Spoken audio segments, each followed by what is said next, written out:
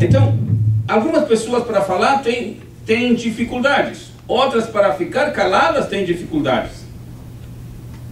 E quando você está vivendo um problema, quando você está passando por uma situação difícil, não é tão fácil, em alguns momentos, ficar calado. Aqui fiquei sem som no meu retorno. E eu sempre digo, se os outros não me ouvem, não tem problema, mas eu tenho que me ouvir. Porque isso é importante. Se os outros entenderam, não entenderam, o importante é que eu tenho que me entender e me ouvir. Muito bem.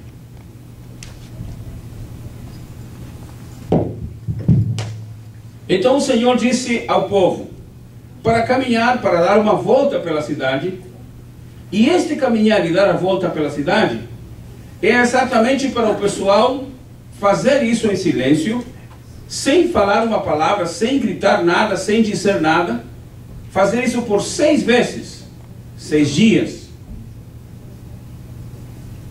A estratégia espiritual envolve o seguinte: quando você está centralizado, focalizado, quando você está olhando o problema de frente, sem questionar, sem falar, sem perguntar, sem comentar, sem fazer absolutamente nada, só observando, pensando e analisando o problema.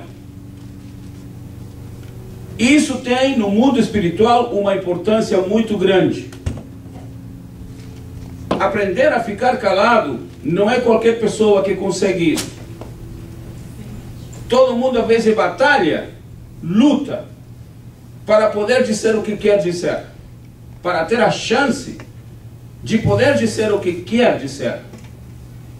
São poucos os que, quando têm a chance de falar e o direito de falar, aprendem a ficar calados. Principalmente diante do problema. Esta é uma lição espiritual de Deus para nós. Deus disse: o povo vai caminhar, o povo vai andar, porém tem que ficar em silêncio. O povo vai se movimentar, pode, não comente nada com ninguém, não cante, não grite, não pergunte, não fale, esteja em silêncio. Faça isso. E terá que ser 6 vezes. 6 vezes é o número. O 6 é o número do homem. Ou seja, faça aquilo que corresponde a você fazer como pessoa. Faça aquilo que lhe corresponde a você fazer como ser humano. Faça aquilo que lhe corresponde a você fazer como povo de Deus. Mas faça isso em silêncio. Sem questionar, sem perguntar, sem falar, sem dizer, sem comentar nada. E detalhe, na frente tem que ir os homens de guerra, os homens que têm armas. Ou seja, à frente estarão indo aqueles que oram, aqueles que pagam o preço para entrar no campo de batalha. Às vezes, pagando esse preço, orando ao Senhor, aparentemente não acontece nada. Ora, clama, busca, rodeia a cidade, vê o problema, mas não tem solução nenhuma. E no dia seguinte ora, caminha, olha para o problema, analisa tudo e não tem solução. Sabe o que isso significa? É Deus trabalhando com a nossa paciência. Amém? É Deus trabalhando com a nossa fé. É Deus trabalhando no projeto que Ele tem preparado para você e para mim. O Senhor disse: os homens que têm armas irão à frente. Número 1. Os sacerdotes irão atrás com os trombetes e irão tocando os trombetes. Número 2. Significa que à frente está indo o grupo que ora. Atrás está indo o grupo que canta, que louva. E entre os homens de oração e os homens de cântico, de adoração, está o povo. Sem esquecer que estão sendo amparados e protegidos pela arca que representa a presença de Deus.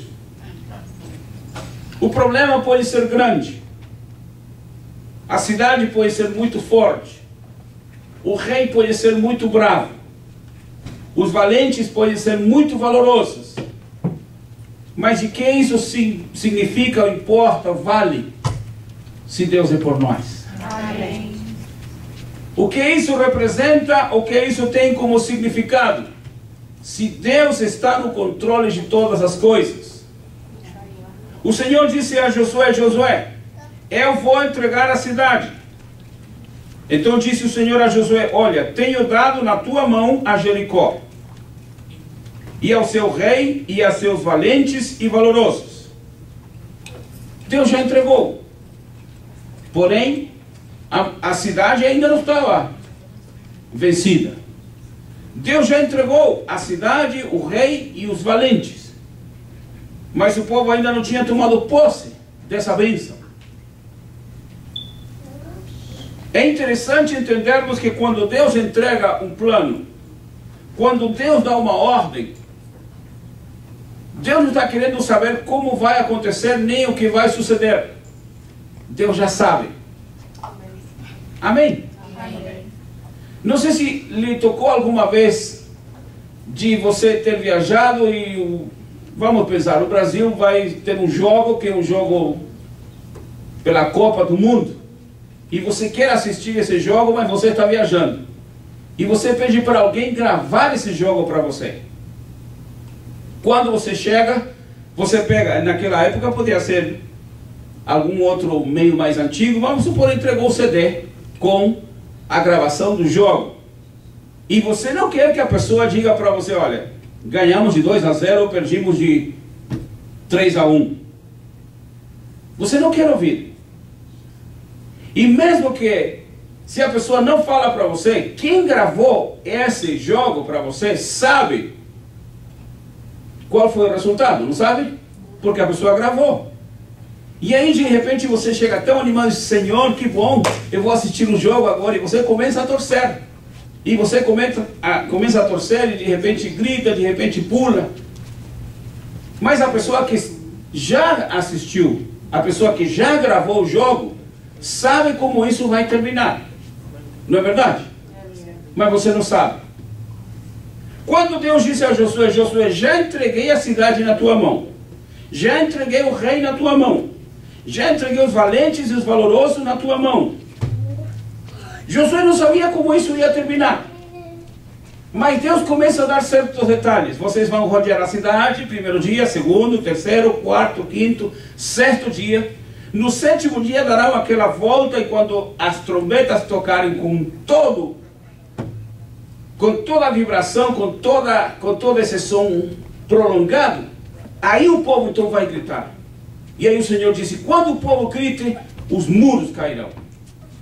E aí o povo vai entrar e tomar a cidade. Deus já tinha visto isso, ou não? Deus já sabia isso, ou não? Claro que sabia. Na minha vida e na sua vida, o projeto de Deus já está definido. Eu não sei o que vai acontecer amanhã, não sei o que vai acontecer daqui a alguns minutos, mas Deus já sabe. Deus já sabe. Então devemos nos sentir vitoriosos, porque quem está com nós é o Senhor Deus Todo-Poderoso. E quem nos garante a vitória? Ele nunca perdeu nenhuma batalha e nunca perdeu a guerra. Então o Senhor diz: terá que ir à frente o homem armado. Isso representa que quando nós estamos em situações difíceis, quando estamos passando por problemas ou grandes apertos, não é a situação dos irmãos, não é a situação da nossa igreja, ninguém está passando problema aqui, está todo mundo tranquilo, abençoado, alguns meio coradinhos por causa do, sei lá, praia, bronzeamento e algumas outras cositas más. Mas graças a Deus, todo mundo está abençoado aqui. Amém. Mas quem está passando problemas, quem enfrenta dificuldades, aqui está o conselho de Deus. Tem problemas, tem dificuldades? Faça a estratégia espiritual se tornar uma realidade na sua vida. Amém. Pastor, se é uma pessoa que está criando um problema comigo, eu tenho que olhar para a pessoa e rodear a pessoa? Será, pastor?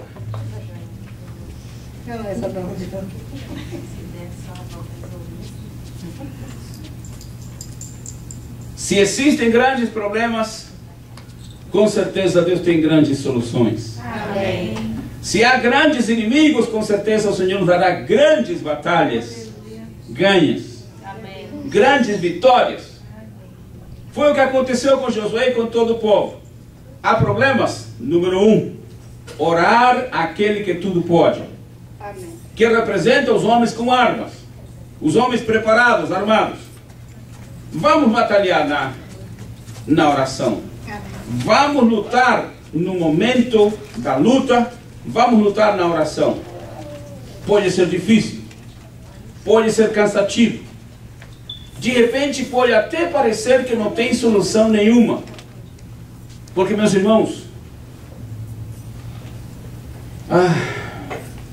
imagine que você tivesse que rodear um mall. Não é tão grande, mas dar uma volta inteira no mall. E a cidade de Jericó era um pouquinho maior do que o mall. Rodear a cidade, dar a volta. Não é um passeio turístico. Não. O pessoal diz, prepara a lancheira, leva tudo o que precisa, vamos fazer uma viagem. Não era assim. Todo mundo em silêncio, caminhando, observando a cidade, tranquilos, confiando, descansando no Senhor. Se fosse hoje, Renato e a esposa iriam de moto, né? Dando a volta, olhando assim, aquele óculos grande. Dá 2 voltas, pastor, só para que trouxe um sapato. Aí o Senhor diz, a cidade terá que ser rodeada. A oração, ela deve ser feita ao Senhor em confiança, em certeza, em convicção de que no momento certo Deus dará vitória. Amém. Pode demorar, pode acontecer alguém pensar que não está acontecendo absolutamente nada. Não tem problema. Eu sempre uso o esquema bíblico, e o esquema bíblico para mim nunca tem dado errado, sempre tem dado certo. Algumas pessoas às vezes bem intencionadas, porque há muito crente bem intencionado, graças a Deus por isso, só que está errado em alguns casos. Mas há pessoas bem intencionadas. Uma vez estávamos fazendo um trabalho numa fazenda chamada, favela, chamada Inferninho. Imagine a favela, Inferninho. Estávamos fazendo trabalho e o trabalho não ia para frente, não avançava de jeito nenhum. Aí eu reuni o ministério, conversei com o pessoal, falei, irmãos, perguntei aos obreiros, não perguntei aos membros da igreja. Perguntei aos obreiros, irmãos, o que vocês acham?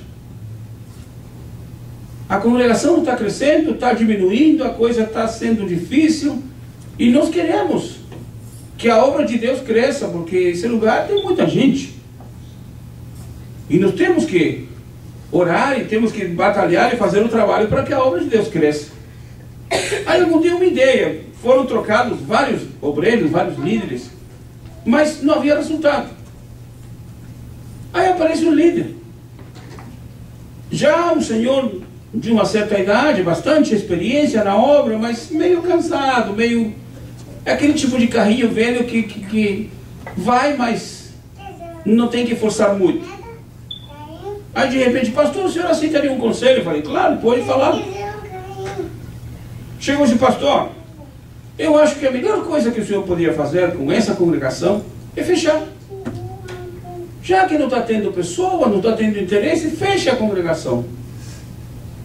Aí alguns obreiros olharam e pensaram, poderia ser.